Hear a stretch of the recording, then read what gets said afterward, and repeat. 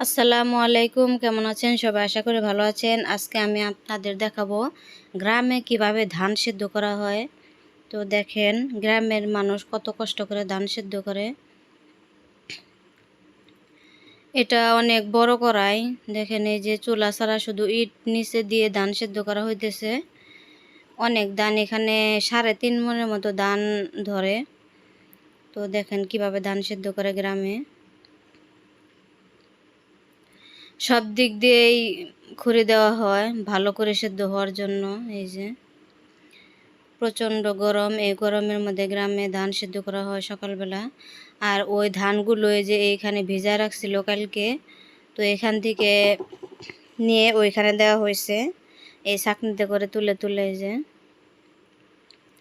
তো যারা শহরে থাকেন তারা তো দেখেন না গ্রামে কিভাবে ধান সিদ্ধ করা হয়। তো এই যে দেখেন কিভাবে ধান সিদ্ধ করা হয়। তো অনেক কষ্ট ধান সিদ্ধ করা। তো ভিডিওটি যদি কেউ প্রথম দেখে থাকেন লাইক করে দিবেন, আর নতুন নতুন ভিডিও পেতে আমার এই চ্যানেলটি সাবস্ক্রাইব করে দিবেন।